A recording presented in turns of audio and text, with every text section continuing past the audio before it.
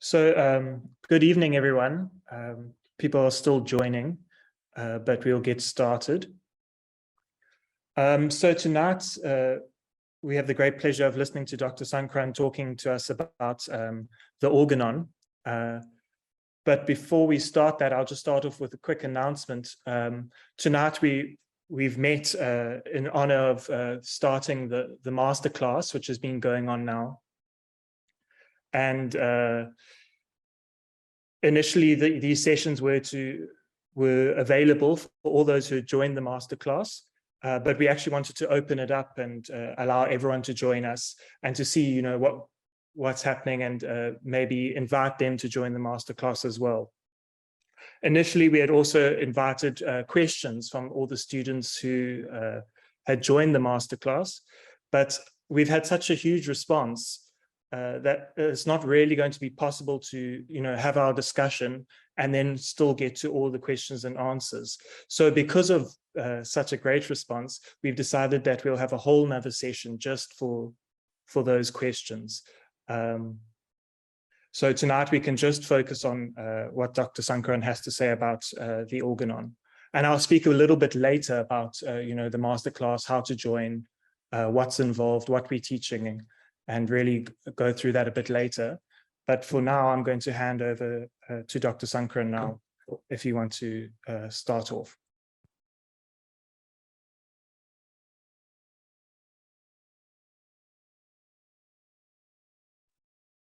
Yeah.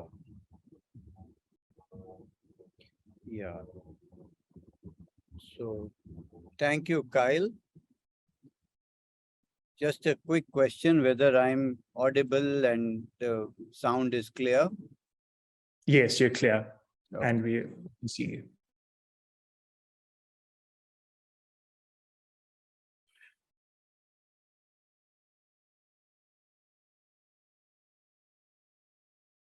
Yeah.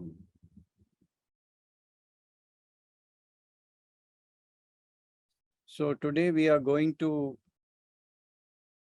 address the Organon, and especially the Aphorism 3 and 4. And my thought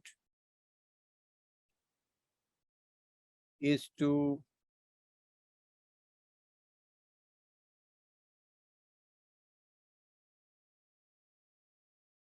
look at it from a contemporary or a more modern point of view.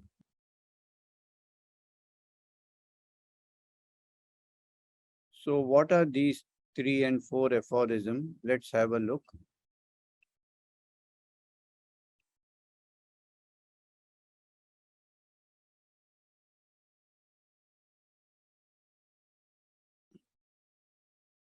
So I'll just read it out to you. The third aphorism of the Organon says, if the physician clearly perceives what is to be cured in diseases, that is to say, in every individual case of disease,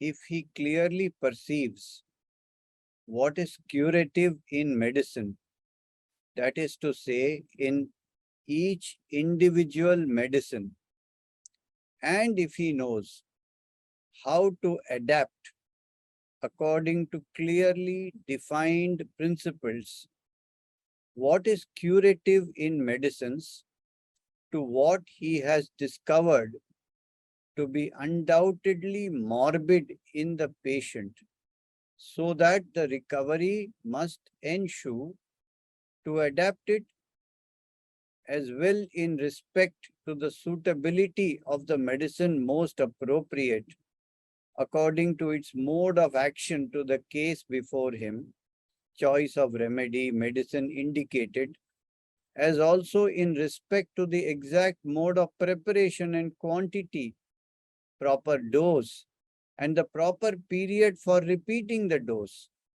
If finally he knows the obstacles to recovery in each case and is aware how to remove them so that the restoration may be permanent, then he understands how to treat judiciously and rationally, and he is a true practitioner of the healing art.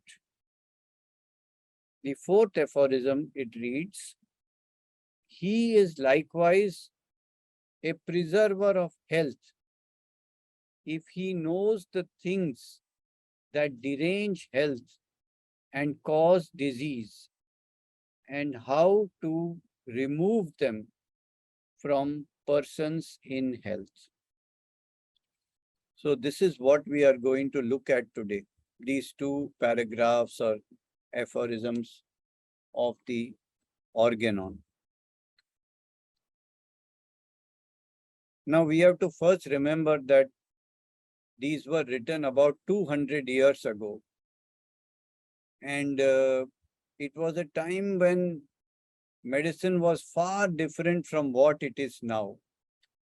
And my thought, my question is whether medicine or modern medicine or allopathy or whatever you call it has kept pace now, has come up to what Hahnemann spoke about in the Organon. That is what we are going to understand in this talk. What are we going to understand?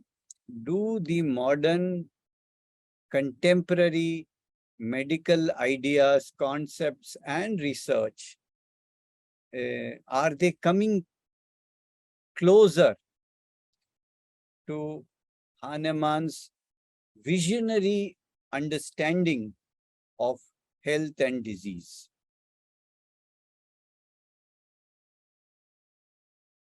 So let's look at the first sentence again. If the physician clearly perceives what is to be cured in diseases, that is to say, in every individual case of disease. What does this mean? So basically, we are talking about the concept of disease.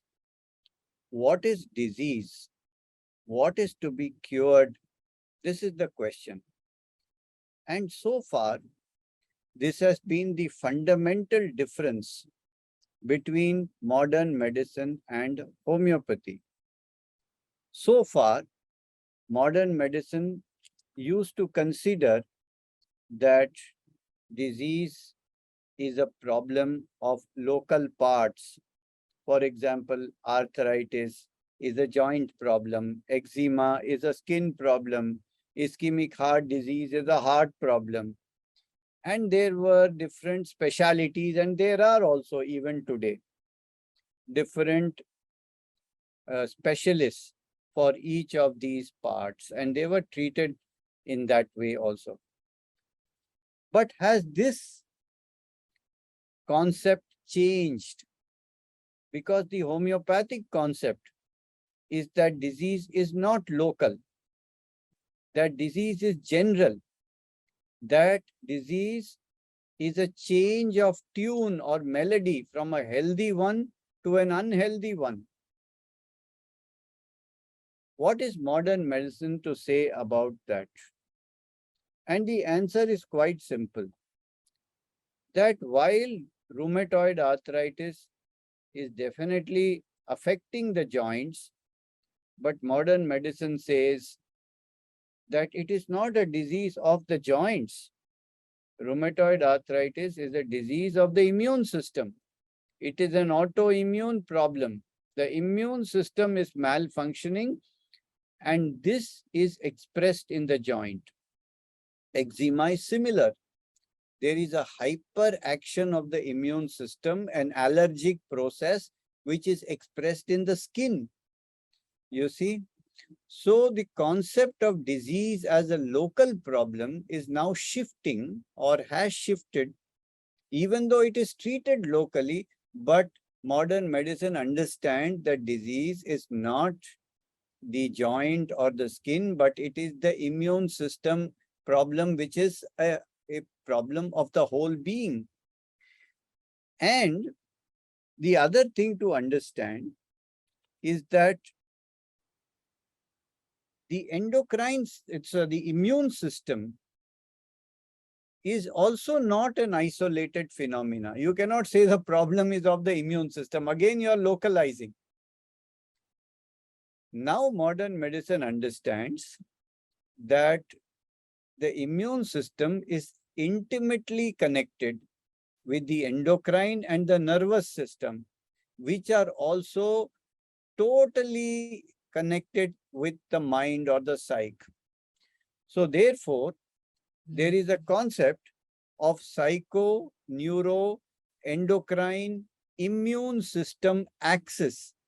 And this PNEI axis is like a orchestra. It's like a, it's like a cabinet of ministers. It acts together. And this disturbance of this PNEI axis, which manifests in the mind, which manifests in the immune system, which manifests in the nervous system, which manifests, in all these psycho, neuro, endocrine, immune system axis. It is this disturbance that then shows itself in the various organ systems. So modern medicine is definitely moving towards a more holistic understanding of the disease rather than a more local version of the disease. Now the question is, how can we understand this? For this, it's a very interesting that, I would like to give you an example, which is called the Krebiozen experiment. In 1957, an amazing case of a man called Mr. Wright was reported in the medical journal. I want to tell you about this case. It's an amazing case. So Mr. Wright was an advanced cancer of the lymph nodes, lymphosarcoma. And his case was so bad that he had huge lymph glands the size of, tennis balls. Can you imagine? Huge, huge lymph glands. And he was almost given up as an incurable case. And that also, that he's not going to last more than a few days. So at this time, he was febrile, gasping for air, completely bedridden. And at that point, he overheard some people talk about a new cancer cure called Krebiozen. And this Krebiozen was a horse serum. And he got hope. Oh, maybe this Krebiozen can help me. And he asked his doctor. And the doctor said, I don't know whether any drug can help at this stage. But nevertheless, for the satisfaction of the patient, he took the syringe, loaded it with Krebiozen and injected it into the patient's wasted arm. 3 days passed. On the third morning, after the shot of Krebiozen had been administered, the doctor returned to examine him. And Mr. Wright had got up from the bed and he was standing, he was joking, and the tumors had reduced greatly in size. The X-rays showed they had all shrunk and they had melted. And within 10 days, Mr. Wright was discharged from the hospital, cancer-free and completely cured of cancer, you can say. He was alive and he was loving it. Days and weeks passed. He remained free of malignancy. But after 2 months, a report came in the news that the Krabiozen trial had concluded and that the drug was worthless. Soon after this, Mr. Wright's tumor returned. He was back in the hospital and staring at death. And you see, he was almost gone again. This time, the doctor did something that today's doctor would never be permitted to do. He told a lie to Mr. Wright. He said, the Krabiozen we gave you was a weak Krabiozen. It was not the right batch. And now we have the strong and the right Krabiozen, and I'm going to give it to you. And he injected him with pure water. Again, hope made an entrance. Mr. Wright let all his tumors go. Once again, they shrank and disappeared with no trace of any tumor in his body. And he left the hospital dancing. This second remission lasted for 2 months.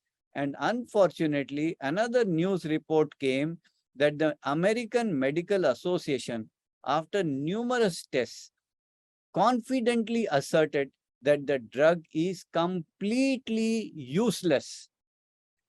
Mr. Wright's tumors reappeared completely at this time, and in 2 days' time, he was dead. This is such an interesting case example that shows the tremendous power of the mind on the immune system. You see, when the hope returned, the immune system acted up and the tumors vanished. So this mind, nervous system, endocrine system, and immune system are completely in one harmony, in one orchestra. So this symphony, this harmony, this togetherness of the psycho-neuro-endocrine immune system axis shows that anything that happens in the mind can affect the immunity, and anything that happens in the immunity can affect the mind. Now, modern medicine says, there is something called psychosomatic concept of health. That means the mind can affect the body. And also there is a somatopsychic concept, which means the body can affect the mind. But in the homeopathic understanding, such a cause-effect relationship is not true. We don't say that one affects the other. We say all the 4 systems are acting together and they are playing the same tune. If the tune is one of great violence, then the mind is violent, the immune system is violent, the nerves are violent, the hormones are fast and violent. The heart is violent, the digestion becomes hyper, the whole tune becomes an hyper tune. This is the holistic concept of disease, which Hahnemann propagated 200 years ago, that there is no cause and effect, it's all one, you see. Now, in homeopathy, this psycho-neuro-endocrine immune system axis is what we call as the mentals and the generals of the patient. That means we say the first thing to come to the human organism is changes in the mentals and generals, and then the parts get affected. This is a well-known concept of homeopathy, and this is exactly what the PNEI is. Whatever we consider as general symptoms are usually symptoms of the nerves. That means heat, cold, cravings, aversions, etc. All nervous symptoms. Endocrine symptoms, menstrual symptoms, sexual symptoms, immune system symptoms, means allergy, tendency to catch cold, etc. So this is what we consider as general. So mentals and generals is the PNEI model that we see over here. So now they say that the psychiatrists and internists are going beyond the historical, philosophical contrast between mind and body. And they don't say now anymore body and mind are separate. They see it as one entity. So the PNEI model of health and disease sees the human body as a complex interconnected unit where psychological and biological systems are mutually coordinated. The new integrated approaches provide the theoretical and practical basis to prevention and treatment of non-communicable diseases. Yeah, so and they are going beyond the contrast between mind and body. We are not saying now this is mental, this is physical.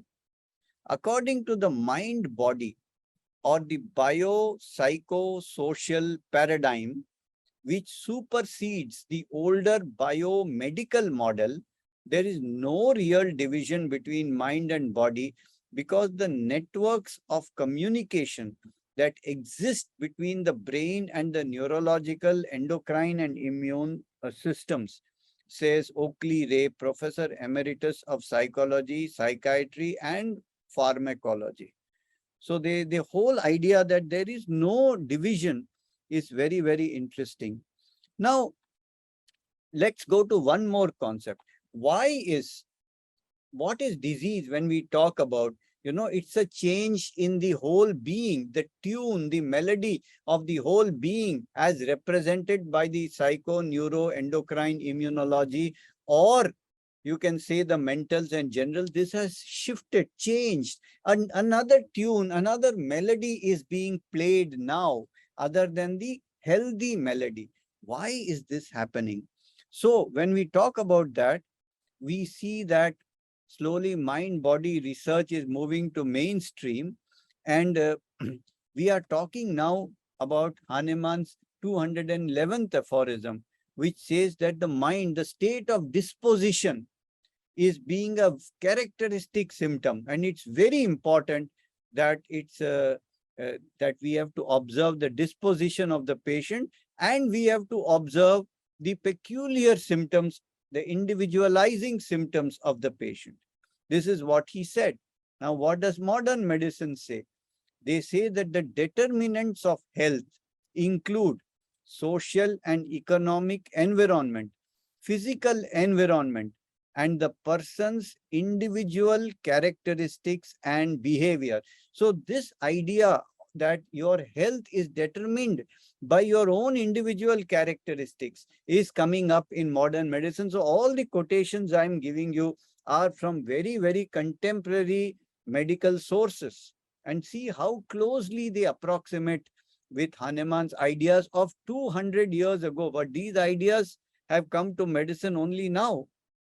Now, they call this as individualized medicine. Individualized medicine, you can look all this in the Google. They are all available for us to see. Individualized medicine tailors treatment to a single patient.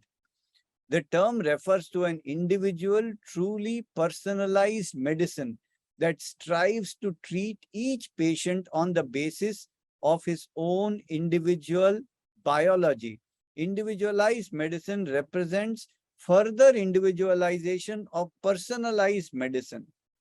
And so it seeks to derive tailored therapies for individual by taking into account the person's genes and his unique nature, biological, physiological, and anatomical information. This is exactly what we do as homeopaths. We try to understand the person's unique nature and information about his biological, physiological, and anatomical qualities. Isn't it? Like, what do you like, what you don't like, how you sleep, how you don't sleep, etc.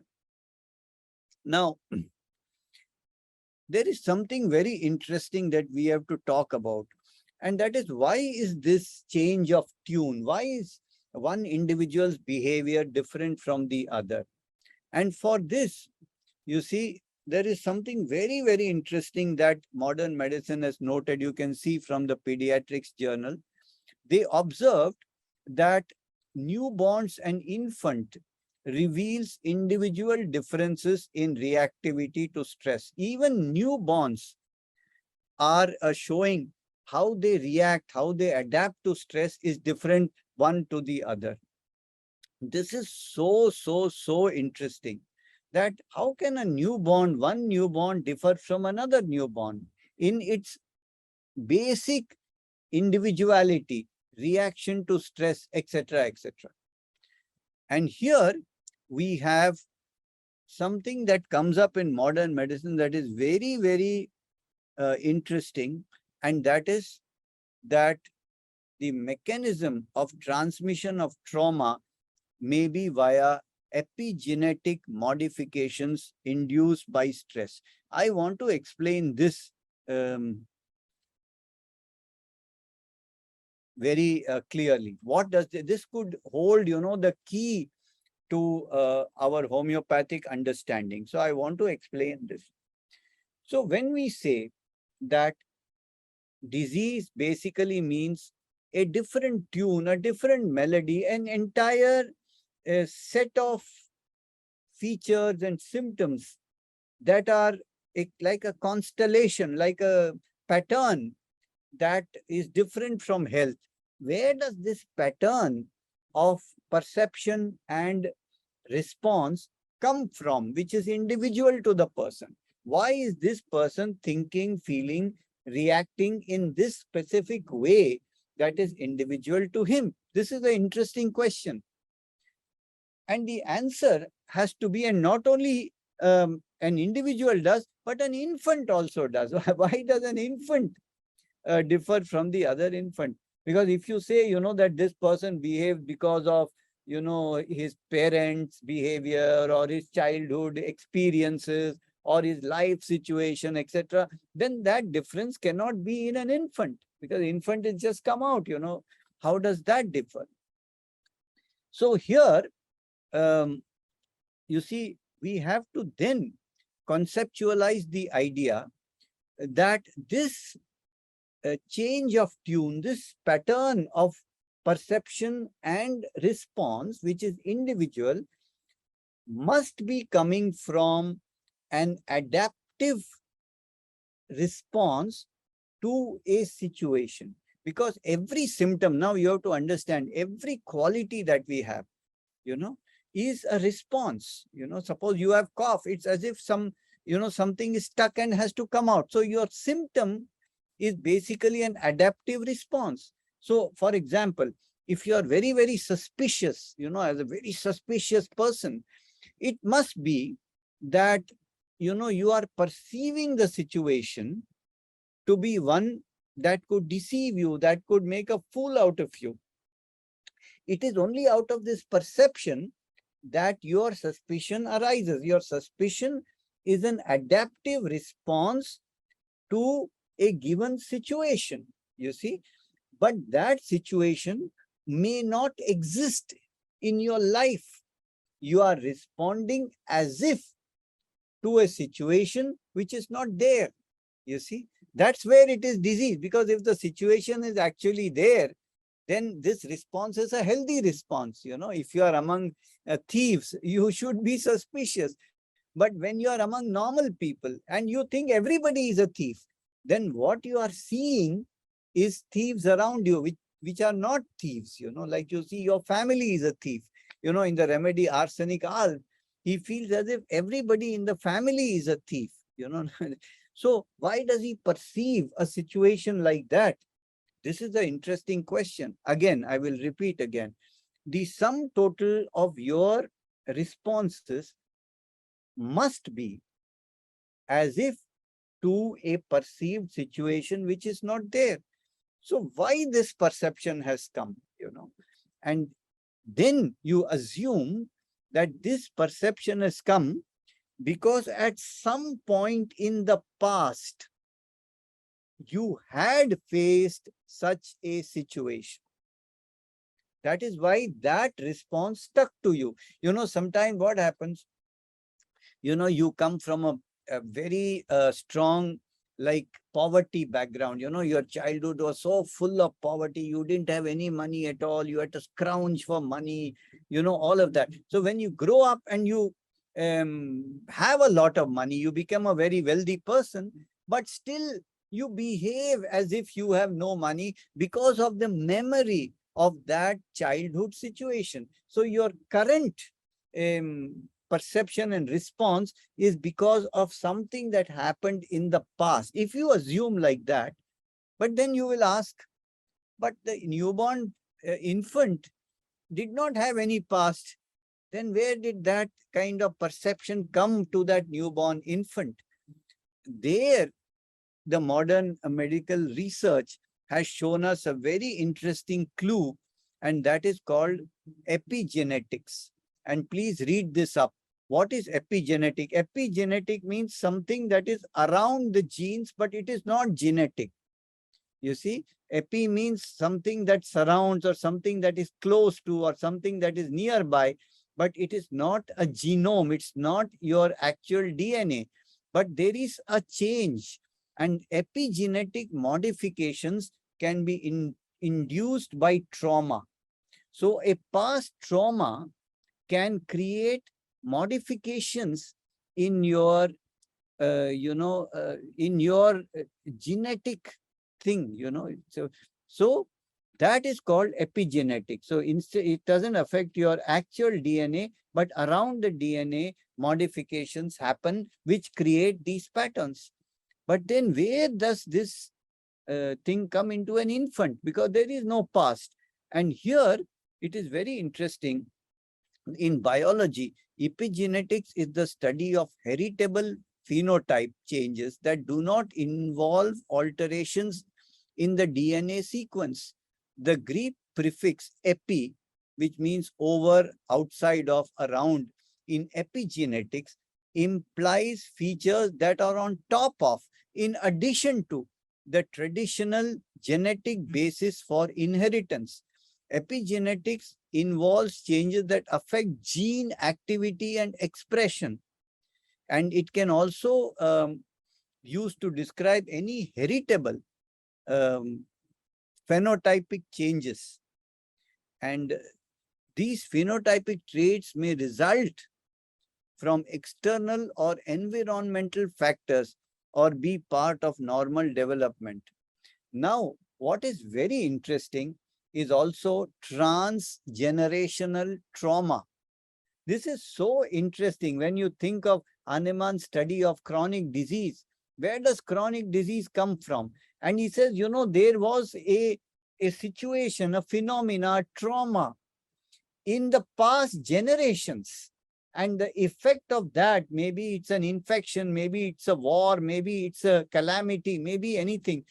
The trauma or the stress of that generation is transmitted to the next generation. This is transgenerational trauma. And he said the trauma experienced by people can have effect on subsequent generations. You see? And one of that is intergenerational trauma, where epigenetic changes are passed down directly traumatized generation to their offspring. So here we are talking about a mother and father having some stress or trauma and passing this on to the child. And that is the reason why one infant completely differs in its individualized pattern to another infant.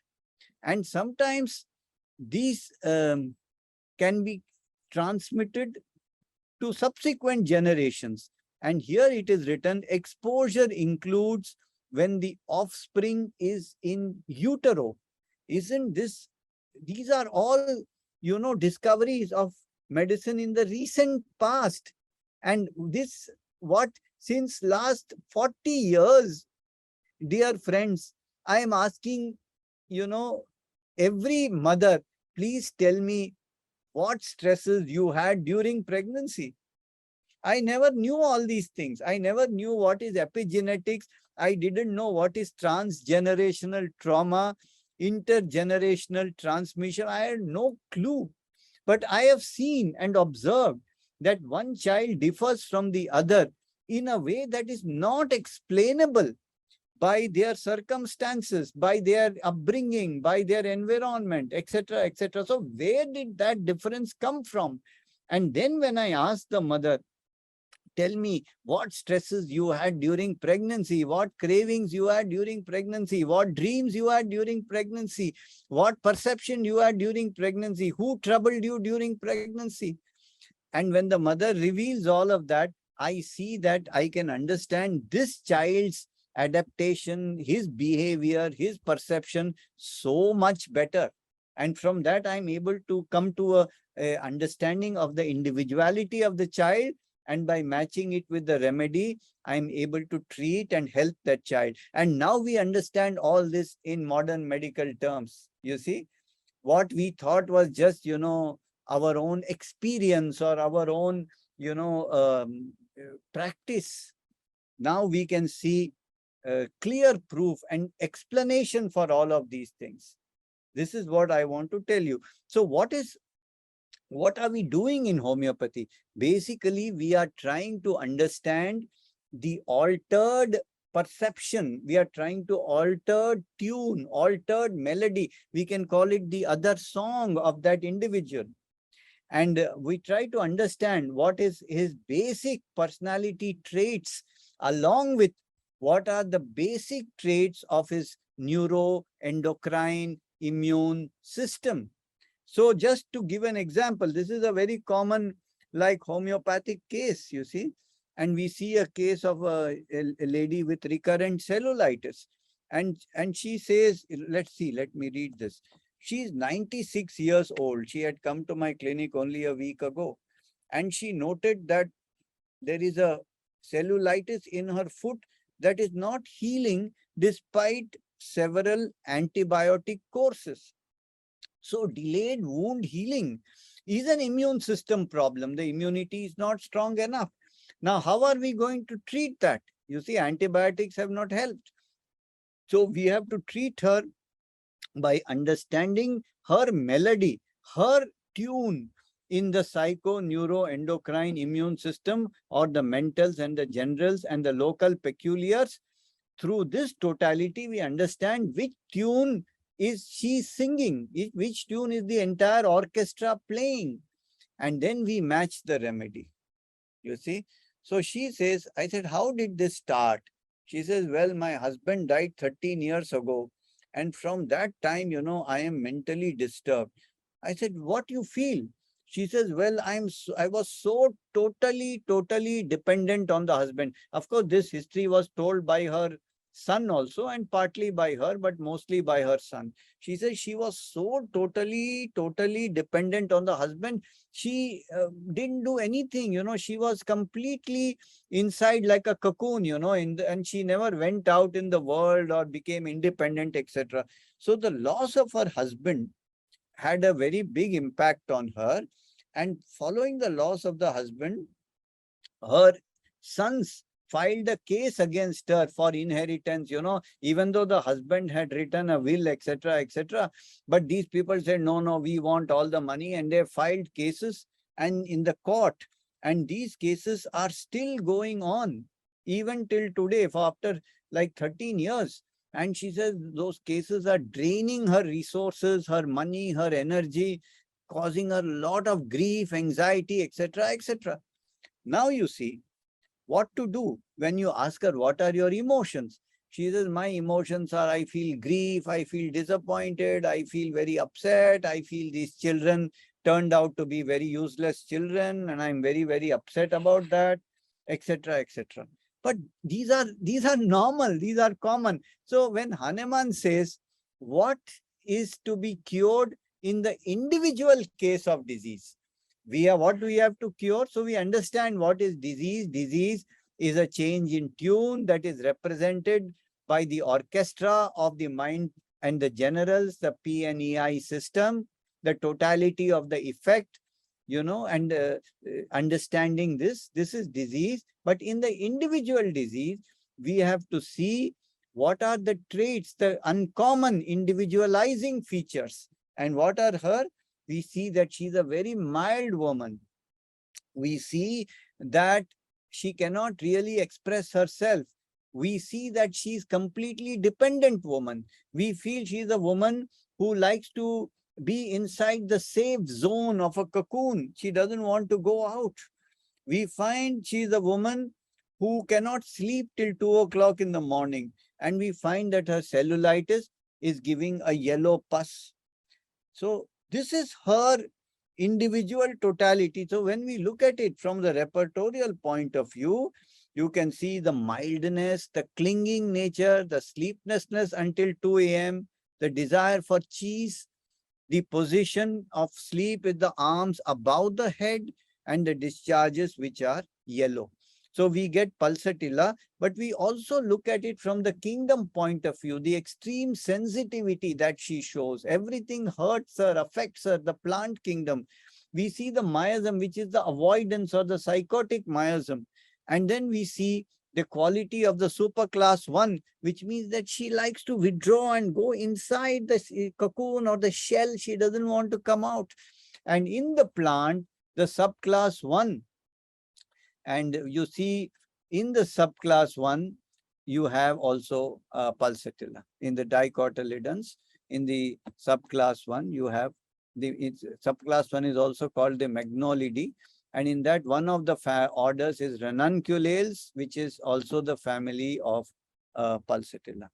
So we are looking at it from all these angles. And when we look at something from all angles, we can be sure, what is the individuality of the person, what is the individuality of the remedy, and then we match. That is what Hahnemann is talking in the third aphorism. So this is what we say, the cake, we have to create the portrait of the disease. That is why the Organon is actually wrongly translated as Organon of medicine. It's not correct. Hahnemann gave the title Organon der Heilkunst, which means the organon of the art of healing. So he says that the physician is an artist. He always calls a physician as an artist or Heilkünstler in German. Heil is to heal, Künstler is artist, the healing artist. And what is the idea of an artist? He doesn't take a photograph, it's not flat. It's not, the artist brings out the relevant, salient, individual features of the person that he is portraying. And that's what we need to do. And creating such a portrait, then we say, the thing is, if he clearly perceives what is curative in medicine, that is to say in individual medicine. So in individual medicine also, we look at, like in the Bogus Synoptici, we see how they have put, first the modalities, then the generalities, then the mental symptoms. So Boger is also following the psycho, neuro, endocrine. See, all the modalities are the nervous system. Generalities are the endocrine system and the immune system, and then the mind. And then he follows it with particular symptoms. So that is how we have to understand the remedy. What is its general effect? There is also a term in modern medicine which is called general adaptation syndrome. I think Hans Selye had coined this term, which means how does the body perceive and adapt to stress? This is what basically is what disease actually is. Yeah. And then when we study a medicine also, when we say what is curative in medicine, you have to look at it from two perspectives. You see, first perspective is the symptomatology and trying to understand the totality. But also, we need to understand where does this totality come into the medicine. And this totality also must come from the source of the medicine. And therefore, to study the medicine from a source point of view, kingdom point of view, and the subclass, superclass point of view, etc., is a very, very important thing. And I believe I can say from my heart that if Hahnemann had lived long enough, he would have gone down this path and discovered the right-sided approach to homeopathic remedies also. So how to find what is curative in medicine is a combination of the symptomatology as well as the system, or where the medicine, which group, now we study. Lachesis, it's a snake group. It must have snake qualities. You know, Netramur, it must have mineral qualities, and it must have the qualities of the third row of periodic table. So this is also a way to understand medicine, has to be understood. So if you have attended any of my remedies with Rajan talks, we approach the study of medicine from all of these angles, and then we bring it all together into one thing. Yeah, so again, going back to the aphorism, if he knows how to adapt according to clearly defined principles, what is curative in medicine to what he has discovered to be morbid in the patient, so that recovery must ensue. What are these clearly defined principles? When we go into that, we see the first principle is the law of similia. The second principle is the hierarchy of symptoms, the prioritization. That means the mentals and generals and peculiars should be on the top. This is also a principle, isn't it? And this is what Kent, Boger, and so many other people referred to. And the grouping of remedies also was brought in actually by Ernest Farrington. So if you read Farrington's Materia Medica, he studied remedies according to the groups to which they belong. So this is a little bit a introduction to paragraph 3. I'm going to stop a little, take some questions, and then we'll go on to paragraph 4, which is also very, very interesting. Yes, Kyle.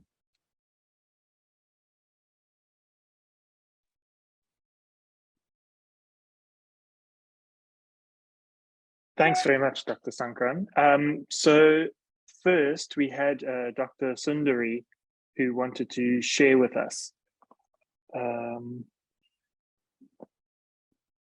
So Dr. Sundari, if you wouldn't mind turning on your camera for us.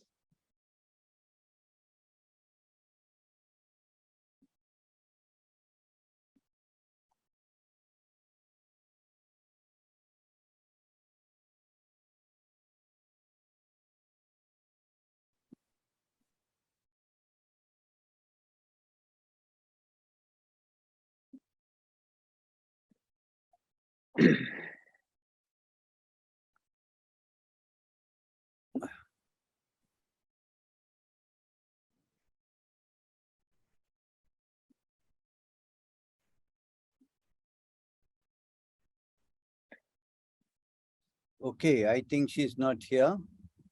Okay. Okay, so we so will, yes. Yes, Kyle. So whoever has a question, we would ask them to now raise their hands. The option to raise hand is at the bottom, and we will allow them to talk.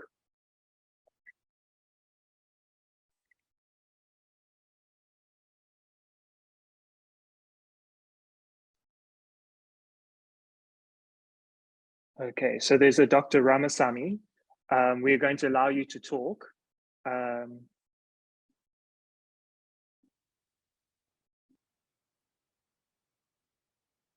Dr. Ramasamy, are you with us?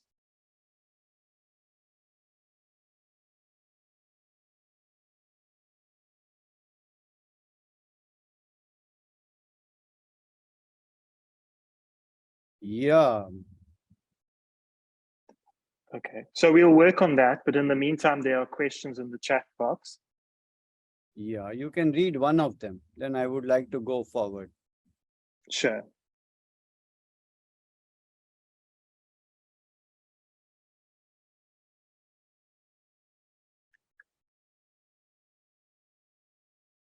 So Dr. Sachet would like to know how to get the patient to open up about the history relating to the transgenerational trauma. Yeah. Well, in the first place, you know, the mother's history during pregnancy is very, very important. This is something we can get. But from the previous generations, to get that history and then to understand the details of that is very difficult. And therefore, we have to rely on the patient's totality of experience, which I will come to in a short while. And how to do that, I will try and explain. Okay. So let's go forward because I would like to say a few more things.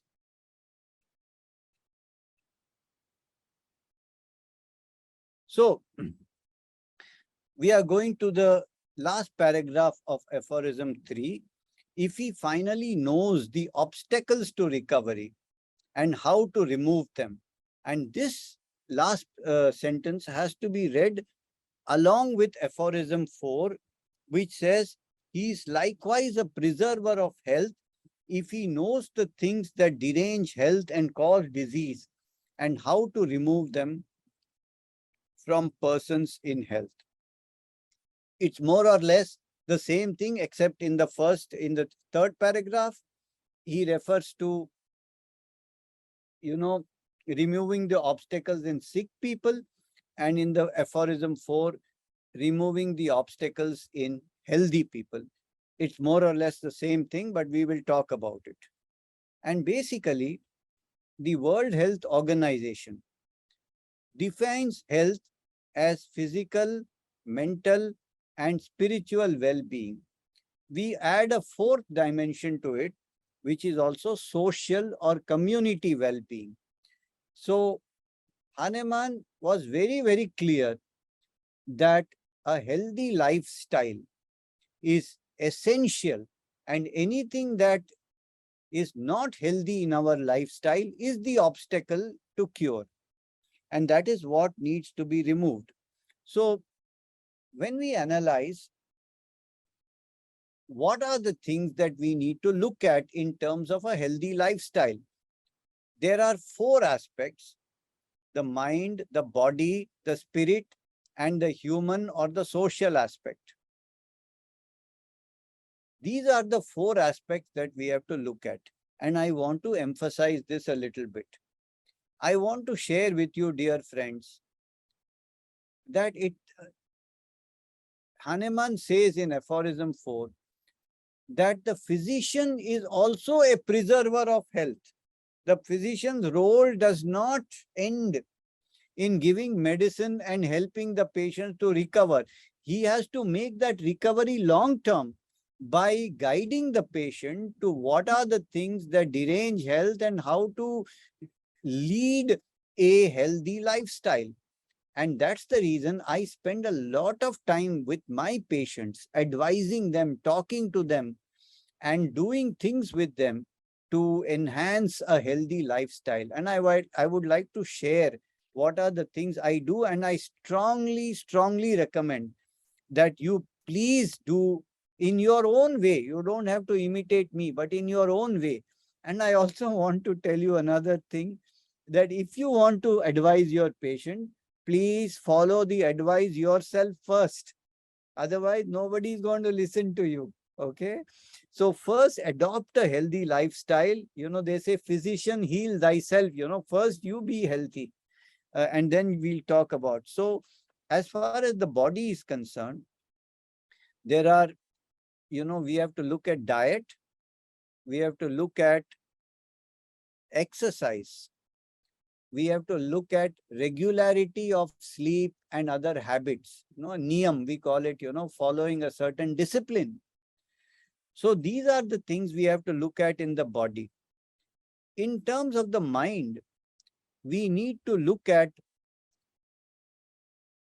inner witnessing processes. That means, you see, what we said, disease is a certain pattern which is as if an adaptation to a perceived situation that doesn't exist. And that pattern is not only a mental pattern, but it is also a physical pattern. In fact, it is a combined experience. Try to understand this. It's an adaptation as if to a threat situation, you see. And that adaptation is both mental and physical at the same time. And it comes not only in terms of emotions and perceptions and imaginations, but also especially in the form of experience, which we call a sensation. That experience is felt in the whole being, in the mind and body. And how can one help to heal this pattern or this deep-seated pattern of each individual. It is only through awareness. So we have devised some tools. Actually, the homeopathic case-taking process itself creates some awareness, but we have devised a special tool which is called WISE, or Witnessing Inner Song Experience. Through this tool or process, one can actually mirror one's inner experience, and through this mirroring, a healing can happen. So we have found this WISE process not only very good as a homeopathic case-taking tool, but also as a therapeutic process. The third aspect we look at is community. That means relationship, socializing, having a purpose in life, laughing, singing, dancing, rhythm, sharing, conversation, friendship, relationships. So this is another aspect that needs to be looked at and to be healed. And finally, we have the spiritual aspect, which means spiritual orientation and meditative practices, basically a kind of looking at yourself in a much, much larger context than just this little body mind that comes and goes. And then the question, what is it that does not come and go? What is it that does not change? Who is the real I that has been continuous from my birth to death? With everything changed, my body changed, my mind changed, occupation changed, relationships changed, but the I remained constant. What is that? By reflecting on that, by meditating on that, you reach a position of a witness, and even deeper into a deep silence, which is a very, very healing experience also.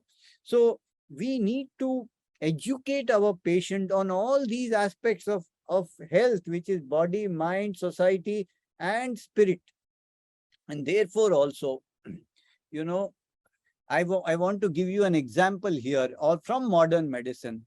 How far the body-mind medicine has come in the past 3 decades is the success story of Dean Ornish, clinical professor of medicine at the University of California, San Francisco, the founder, president, and director of Preventive Medicine Research Institute. So what are the things that can prevent disease?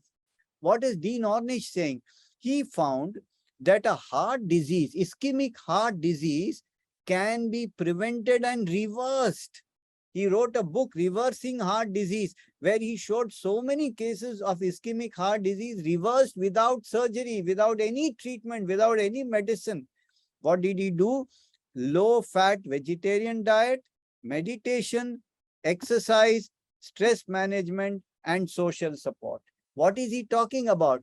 Body, mind, spirit, and community. Diet, meditation, social support, and looking at your stress factors. And it's very, very popular. Dean Ornish, you must have read his books also. Please do if you have not. So this is the basic idea. Looking at these aspects is what is going to prevent disease. Witnessing inner song experience is a very powerful tool, which I would like you to know what it is. And I would like to say something about this witnessing inner song experience. What we do is for example, we show the patient a picture and we say, just you go into your imagination, imagine a situation, which this picture evokes in you, and go deep into that imagination as if another person is experiencing that situation, and then start to experience what you experience, become aware of your experience. You see, this is the WISE process. It's very, very close to what they call as Gestalt Psychology. Just a core belief in Gestalt Psychology is holism, that the whole is greater than the sum of the parts. You see, and it is written here, the school of psychology has played a major role in the modern development of the study of human sensation and perception. It's exactly what we are talking about when we say delusion in homeopathy, when we say dreams in homeopathy, when we say sensation in homeopathy. And we said, tell the patient, experience this sensation right now. In Gestalt, you experience it in the moment. And by a process of experience, there is healing. This is Gestalt psychology. It's a very popular therapy. And this is very close to the wise process, very close to homeopathic case taking. So you see how, what we have been doing and doing and doing for, for decades, couple of centuries. Now it's coming as a scientific, thing. So in Gestalt psychology, it is a pattern or a configuration, the way things are put together to form a whole object.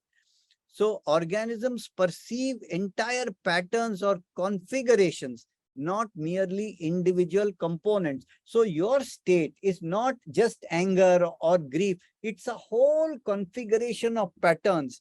The whole is more than the sum of the parts. So I would like to point your attention to the book From Shadow to Light, the wise process in homeopathic case taking. And this, and there are a lot of webinars on wise process that I've given. If you want, write to us and I'll send you the links. Also, as far as spiritual awareness and inner orientation is concerned, I have written a book just for this purpose. It is called Manji the Boatman. It is available on Amazon. It is available with us, etc. And this is a book that I'm now prescribing to the patients as a remedy also. Because this book talks about awareness at all levels, at a spiritual level, emotional level, at a sensation level. It talks about awareness and it leads the person into an experience.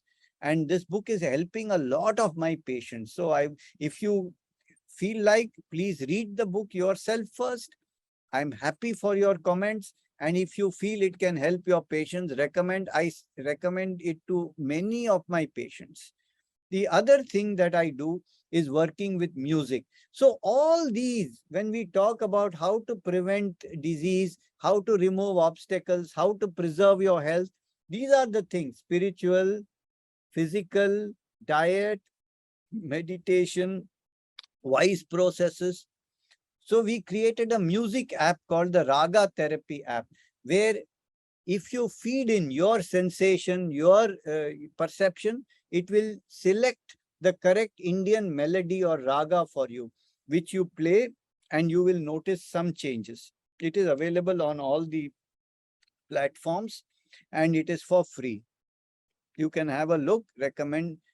The other thing we do is we do a birth retreat, building immunity and resistance through homeopathy. So for example, this September 7 to 11, we will be going to this beautiful nature place near Pune in India. I'll be taking with me about 25 to 30 people, mostly my patients, and we will not only educate them on all these aspects, on diet, on exercise, on meditation, on wise process, on looking inside, but it will be experiential. It will be, there's no lectures here, just experience and you will know. So this kind of retreat also helps a lot in preserving your health, because it gives you a kickstart into a new healthy lifestyle. You are away from your phone, you are just focusing on yourself, and things can change and it can give you a kickstart. So there is a phone number if you are in India, or if you want to recommend it to some patients, please write this phone number and contact. Very few seats are left right now. So these are some pictures where we are talking about diet, we're talking about rhythm, we are talking about connection with nature, we are talking about just sitting and watching the sunset. These are the things that we have to change our lifestyle in order to be healthy. This is what Hahnemann is talking about. And for people in Europe, I am doing a birth retreat in Romania in the end of September. Gentiana, if you are there, can you tell a little bit about this?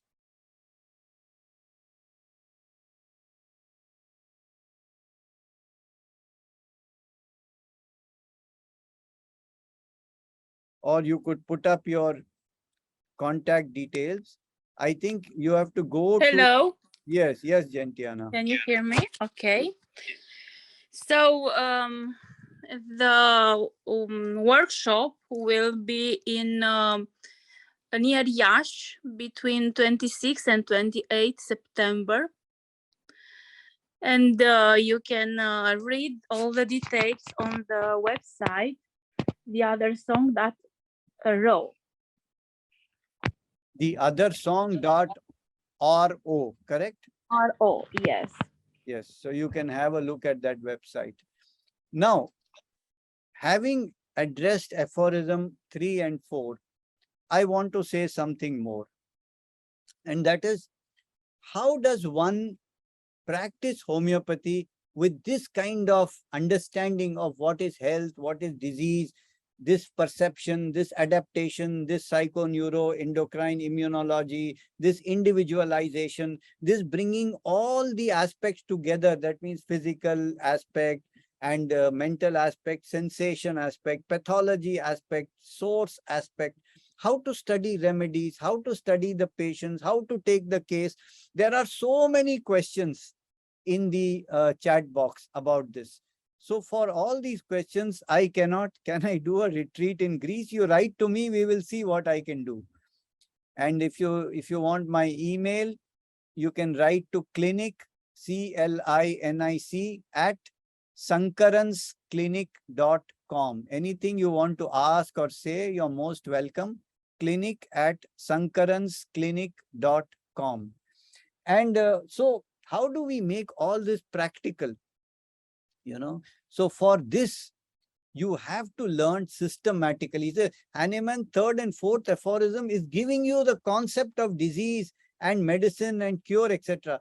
But that is the easiest part to understand, and how it finds its validation in modern medicine and its contemporary ideas is what we spoke about.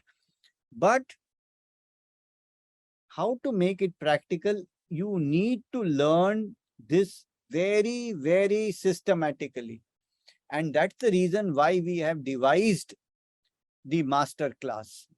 And I very highly recommend that you please have a look at this master class and try and join it.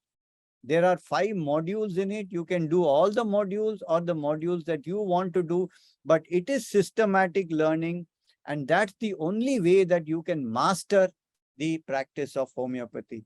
Also, I want to say we are going to have a in-person for foreigners, My Week with Rajan in January, 15 days of in-person clinical cases, as well as the retreat, where we are going to do all the other things, meditation and wise process, etc. If you want details about that, also write to clinic at sankaransclinic.com, or Kyle can give you some info. Yes, Kyle.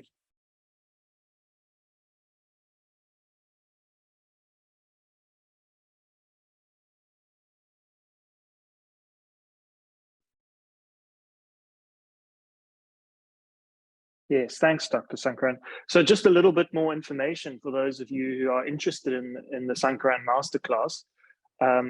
As we said, there are 5 different levels, and it's a really big course. That's the most comprehensive course there is that we have. There are 185 hours of lectures at the moment. And there are 5 different levels, going right from the beginning, the introduction to homeopathy and the basics. Then it goes deeper into miasms, case taking, the levels of experience.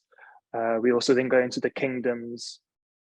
Then we go into, introduction to the synergistic approach, looking at specialty cases, how to handle all these different cases.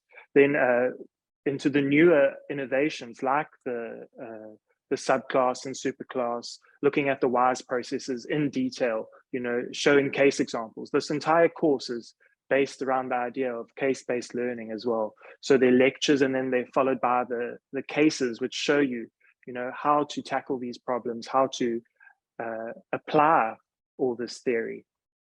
So it really is hugely comprehensive, which we would really like all of you to join and to take advantage of. We also have another sale coming up on August the 15th, which will be the Indian Independence Day. We will be offering 25% off to all those who join. So please really take advantage of this sale. And we will be having more of these sorts of sessions where we will then take more of the questions. We were meant to have some questions today, but there are just so many that we will have a separate session soon.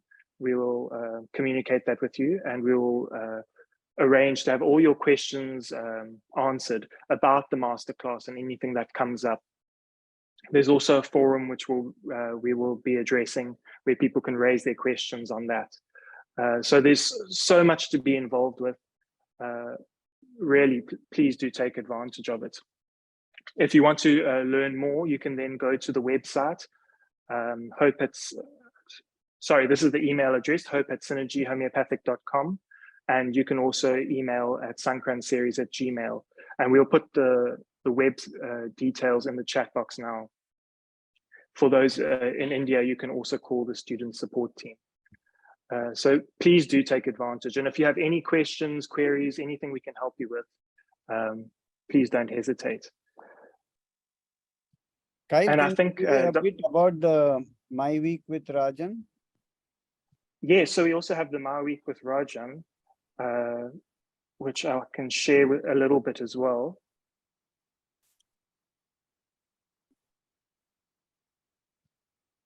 So this is, sorry,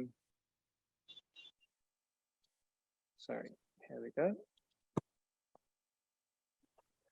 So the My Week with Rajan is really a fascinating course for everyone who's overseas and they want to sort of experience this in person, to come out to Mumbai and spend 9 days just watching live cases day after day, seeing the application of these theories. It's really the best way to learn.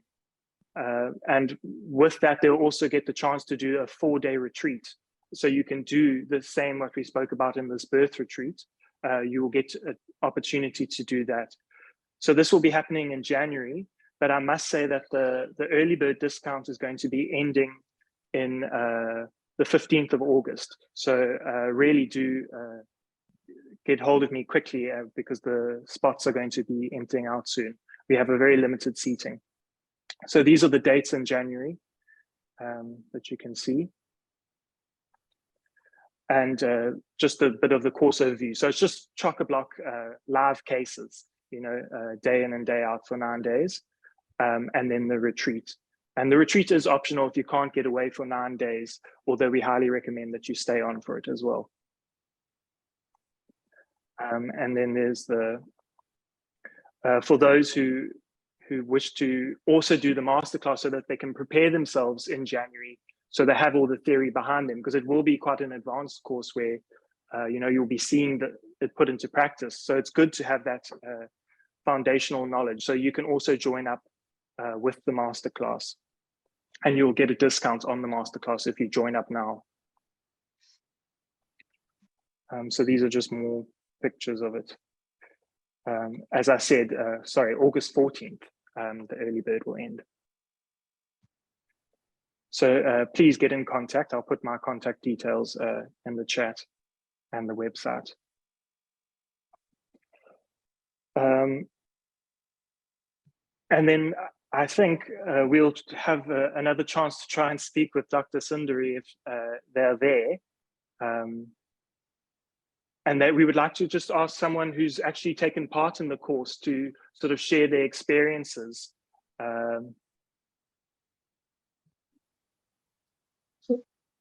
How they feel about the masterclass. Dr. Sundari, are you there?